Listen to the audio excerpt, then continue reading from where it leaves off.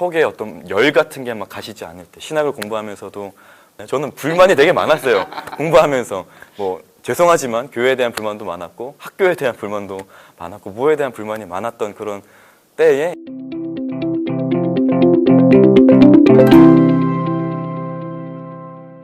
네, 여러분 안녕하세요. 저는 감리교 신학대학교에서 종교철학, 과학신학 등을 가르치고 있는 장재호 교수입니다.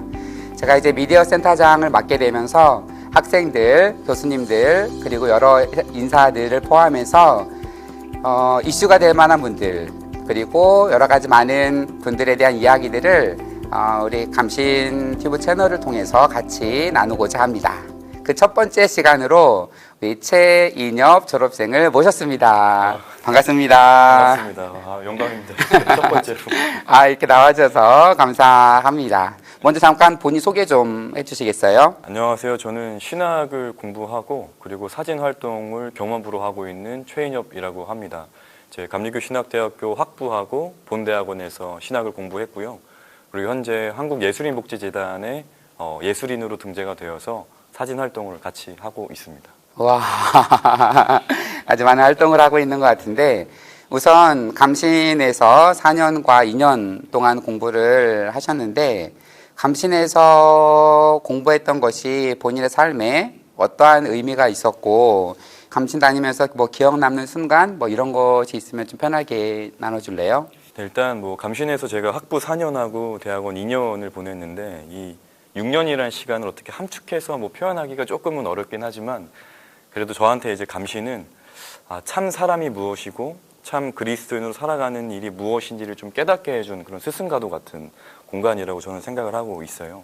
그러니까 우리가 하나님께서 지으신 이 세상 가운데 어떤 모습으로 살아가야 하고 어떤 역할로서 살아가야 되는지를 좀 깨닫게 해준 공간인 것 같고요. 대학원까지 졸업하고 나서 생각해 보면 신학이라는 게 결국에는 자상함을 위한 공부가 아닐까라는 생각을 조금 해봅니다. 나와 그리고 내 이웃, 여기 내 이웃에는 자연세계까지 포함됐어요. 나와 내 이웃에게 자상한 존재가 되려고 하는 그 과정이 곧 신학이 아닐까라는 생각을 좀 하게 되는데요.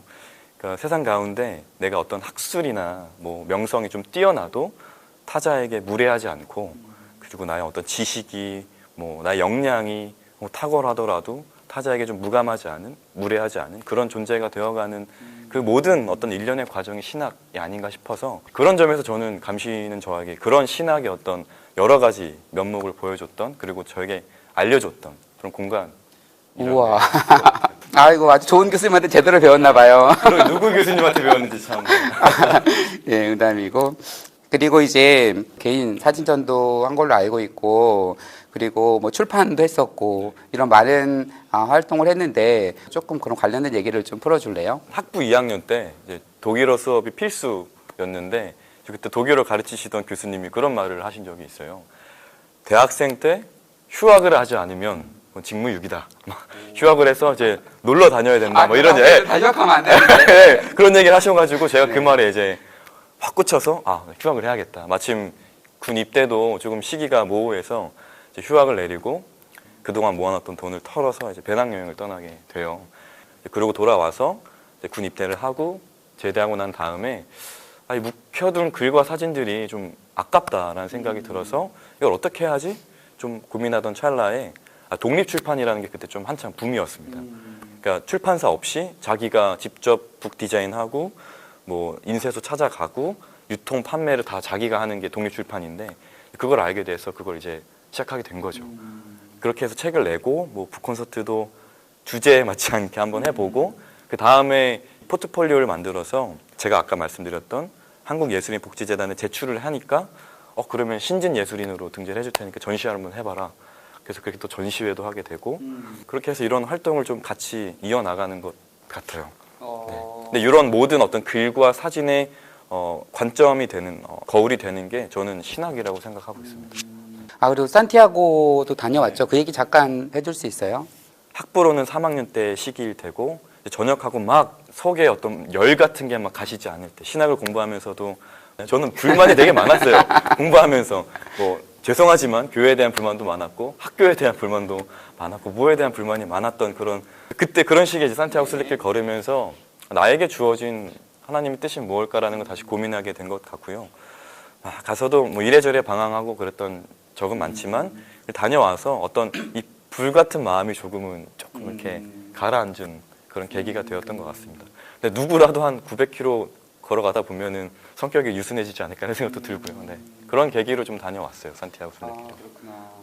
제가 이제 인협 그 졸업생을 4학년 때 제가 처음 만난 것 같아요. 제가 19년에 감신에 오게 되면서 그리고 나서 4학년 때 공부하는 것도 봤고 그리고 대학원도 수석 입학했죠. 그리고 수석 졸업도 했고 뭐 카츠 논문상도 받고 왜 그러세요? 예, 그러니까 딱 보면 뭐 여러 가지 활동하고 사진 활동하고 이렇게 활동하면 공부를 안 했을 것 같은데 공부도 굉장히 이렇게 열심히 또 많은 성과도 이루면서 공부도 아마 잘했고 그리고 이제 그 올 2월에 졸업을 했죠. 네, 10월 하고 이제 유학 보스턴 대학 입학을 앞두고 있는데 그래서 혹시 유학에 관심이 있는 우리 학생들에게 도움이 될 만한 좀 얘기를 좀 해줄 수 있을까요? 네, 일단 유학이라는 건 저한테 되게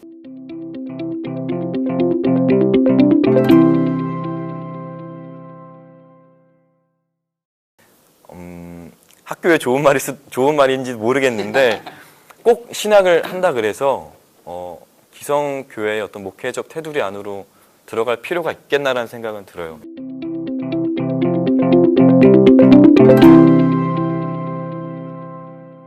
올 2월에 졸업을 했죠. 네. 이제 이번 9월 학기부터 이제 유학 보스턴 대학 입학을 앞두고 있는데 그래서 혹시 유학에 관심이 있는 우리 학생들에게 도움이 될 만한 좀 얘기를 좀 해줄 수 있을까요? 유학이라는 건 저한테 되게 큰 어떤 허들이었는데 제 대학원 때 만났던 교수님께서 제 페이퍼를 보시고 교수실로 한번 부른 적이 있으세요. 그래서 그때 페이퍼 잘 쓴 것 같다. 앞으로 좀 유학 생각이 있냐 이렇게 여쭤봐 주셨는데 저는 그때까지 내가 학업적으로 뭔가를 더 디벨롭 시킬 수 있는 건 없겠다라고 생각을 했었어요. 어떻게 보면 저에 대한 한계를 좀 스스로 정해둔 거였는데 그 교수님 얘기를 듣고 그럼 한번 유학을 나도 꿈꿔볼 수 있지 않을까라는 생각이 들어서 영어 공부도 조금 하고 그리고 사실 GPA 학점 관리도 조금 하고 그러면서 꼭 유학을 가야겠다는 건 아니지만 나도 유학을 가볼 수 있겠다라는 그 가능성을 좀 품게 됐던 것 같아요. 그래서 유학을 미국으로 가든지 혹은 독일로 가든지 일본으로 가든지 그 나라에 따라서 필요한 언어적 역량은 다 다르겠지만 그걸 제외하고 제가 유학 준비에 조금 신경을 썼던 건 학점 관리였던 것 같아요. 학점 관리하고 교내 말고 다른 외부 활동을 어떤 걸 했는지 같은 거를 신학하고 좀 접목시켜서 좀 이력서 같은 것도 조금 쓰고 그리고 PS 학교에 따라 좀 다른데 퍼스널 스테이트먼트라 그래서 이제 자기 고백서 같은 걸 써요. 그렇게 좀 준비했던 것 같습니다. 혹시 아직 그 우리 인협 졸업생을 잘 모르는 분들은 막 학교 다닐 때 해외도 갔다 왔다 그러고 뭐 공부도 잘했다 그러고 하니까 막 여러 가지 나는 뭐 가정 형편도 어렵고 이런 생각을 하는 학생들이 있을 텐데 제가 인협 학생을 옆에서 이렇게 봐왔지만 가정적으로 굉장히 어렵고 어머니도 너무 오랫동안 아프시고 이렇게 어려운 걸 알고 그리고 이러한 상황 속에서 이렇게 해온 거를 제가 아니까 개인적으로 감동인 것 같은데 유학을 만약 주변에 그런 고민일 거예요. 뭐 재정적인 문제라든지 뭐 나는 영어를 못한다든지 아니면 내가 할 수 있을까 이런 사람들이 있을 텐데 조금 조언을 해주신다면 어떤 조언을 할 수 있을 것 같아요? 질문이 너무 좋은데요. 너무 좋은 질문인데요. 사실 저도 제가 유학을 이제 실제적으로 가기 전에는 가는 사람들 보면서 저건 내 얘기가 아니라고 생각을 했던 것 같아요. 왜냐면 저도 군대 전역할 때까지 기초생활수급자로 생활을 했었고 기초생활수급자는 차상위 계층보다 더 이제 어떻게 말하면 더 이제 빈곤한 계층이라 그래야 되나 그렇거든요. 그러면서 뭐 어머니도 편찮으시고 그랬는데 일단 그런 어떤 경제적인 형편 때문에 저 스스로의 어떤 가능성도 제한하면서 살았던 건 맞아요. 대학원 들어와서까지도. 근데 그 아까 제가 말씀드렸던 교수님께서 저한테 조언해 주신 그 계기를 듣고 나서 그거는 어떤 경제적 형편이 나의 가능성을 제한하는 게 아니고 내가 내 스스로의 가능성을 제한하는구나라는 생각이 번뜩하고 들었어요. 그러니까 혹시나 저를 보고 저건 내 얘기가 아니라라고 생각하시는 분들이 계시다면 저 같은 사람도 유학을 가고요. 저 같은 사람도 책을 내고 저 같은 사람도 전시회를 하고 저 같은 사람도 유학을 갑니다. 그러니까 이게 제가 지금 여기 와서 인터뷰를 하니까 뭔가 있어 보이는 거지만 사실 저도 출발은 밑바닥부터 시작했고 경제적인 게 조금 부족하다 그러면 아직은 우리가 젊으니까 저도 아르바이트는 3-4개씩은 꼭 했거든요. 무슨 일이든 간에. 네, 그러니까 그런 어떤 나의 경제적 이유 그리고 나의 어떤 편협한 생각 때문에 나의 가능성을 좀 제한하지 않으셨으면 좋겠다라는 생각을 듭니다. 그렇게 아르바이트를 3-4개씩 해가면서 또 학교 공부도 열심히 하고 여러 가지 많은 일도 하고 이번에 그 유학 가는 학교도 전액 장학금에 그 또 생활비까지 보조받고 가죠.